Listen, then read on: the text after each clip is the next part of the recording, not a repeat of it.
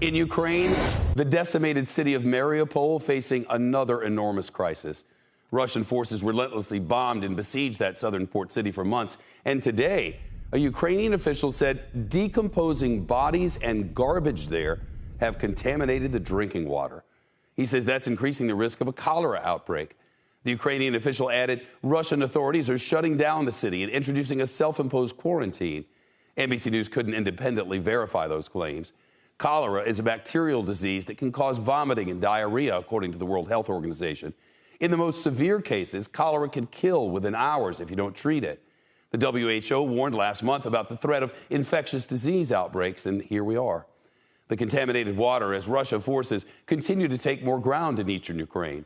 In the Donbass, that brings the Kremlin closer to the goal of fully capturing Ukraine's industrial heartland.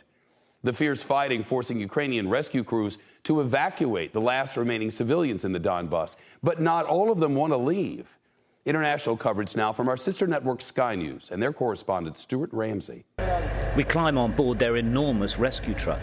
It's a form of armoured personnel carrier. They call it the Capsule. It can seat 17 in the back. Well, we've had to change direction because the road that we were travelling down is now seeing direct fire between the Ukrainian and Russian forces. This truck is so big, it is armoured, but it's so big it'll take direct hits, potentially from missiles, which would still destroy it.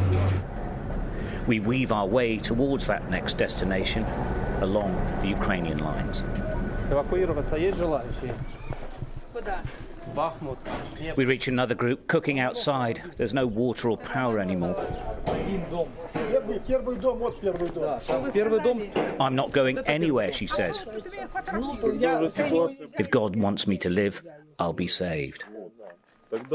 They start arguing if one of them should go before agreeing they won't. The officer warns they're running out of time to change their minds. They're choosing to stay here, underground, in the darkness. There's 23 people, including children. They collect water in buckets. Their radio is their only contact with the outside world.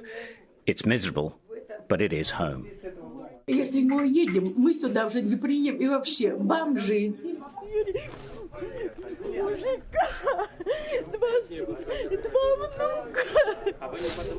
Nadezhda comes to see us off. She's worried for her sons and for our mothers. She gets more and more upset. It's very sad. No comments. She's very nervous. Yeah. But they won't leave. The crews are already in the midst of the fighting, but they insist that they'll continue to go out day after day until they can't go anymore.